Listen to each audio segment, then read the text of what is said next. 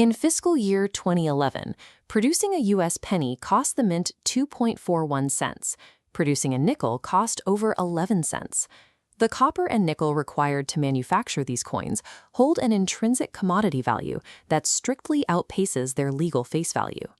When production costs rise, the obvious solution is to swap out premium incumbent metals for highly affordable industrial alternatives.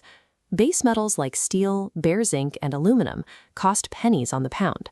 But treating currency as a simple unit cost equation ignores the secondary and tertiary consequences of national production. Coinage is a highly constrained multivariable optimization problem. Altering a single material property to lower raw material costs can trigger cascading failures across the wider economy.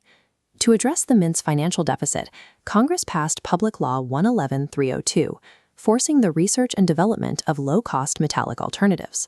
The resulting study by Concurrent Technologies Corporation, or CTC, evaluated candidate metals based on their ability to survive the real-world ecosystem. A low commodity price is irrelevant if the material fails in circulation. The first boundary condition is industrial manufacturability. The mint must be able to shape the metal quickly and efficiently. The second boundary condition is physical infrastructure.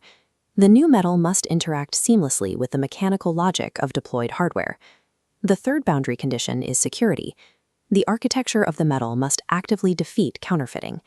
Any proposed cheap metal is mathematically useless if it fractures the mint's presses, jams legacy validation hardware, or opens the door to fraud. The U.S. Mint strikes billions of metallic blanks into high-relief coins every year. This output relies on immense, repetitive physical violence. Every metal possesses a specific flow stress, the exact amount of force required to permanently deform the alloy into the shape of a coin. On paper, stainless steels and titanium appear to be ideal candidates. They offer immense durability and low commodity prices. This chart shows the predicted coining pressures for candidate materials. The force required to deform titanium and stainless steels drastically exceeds the norm. Compare those extreme loads with the much lower pressures required by incumbent alloys, like copper-nickel and brass. Subjecting mint equipment to the flow stress of titanium or stainless steel yields immediate mechanical consequences.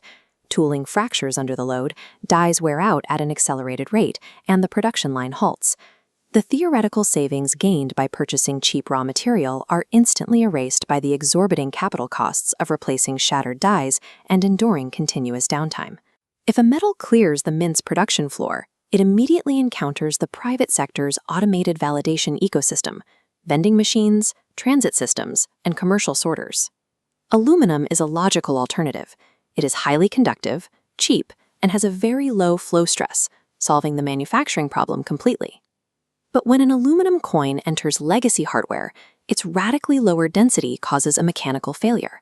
The metal drops through the acceptor, failing to trigger the weight-gated switch, and causes a complete system jam. Incumbent infrastructure expects materials with a density close to that of copper, which sits near 9 grams per cubic centimeter. Aluminum provides only 2.7. The Mint distinguishes between two deployment strategies. A seamless transition mimics the incumbent weight and mass perfectly. Co-circulation introduces a distinct physical profile into the wild.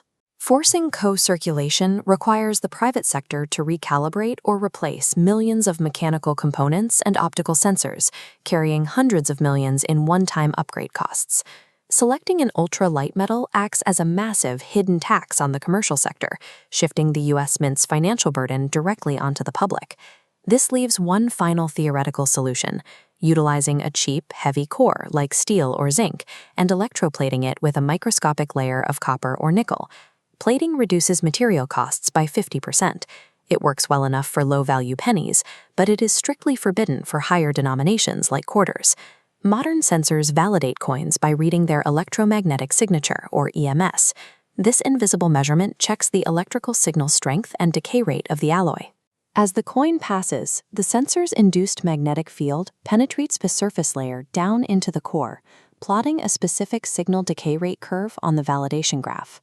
Clad architectures, where thick layers of metal are rolled together, produce a highly consistent EMS, yielding tight, perfectly overlaid signal curves across millions of individual units. This exact consistency allows engineers to set incredibly narrow acceptance limits in the validation software. Plated steel presents a different physical reality.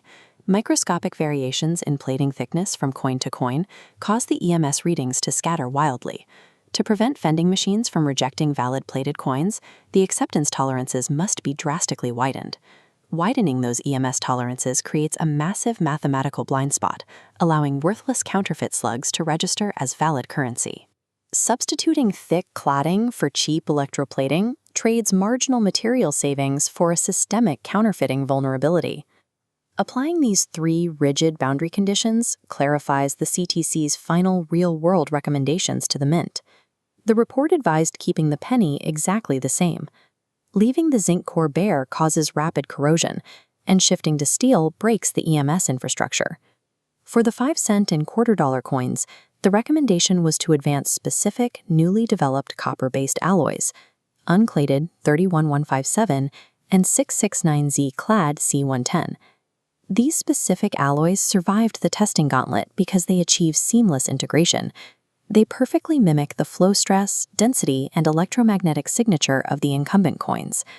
Avoiding multi-million-dollar conversion casts in the private sector is an absolute requirement, not an afterthought to saving fractions of a cent on the production floor.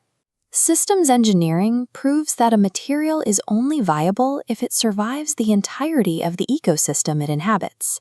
It must clear the high-speed press, pass the legacy sorting machine, and defeat the counterfeiter.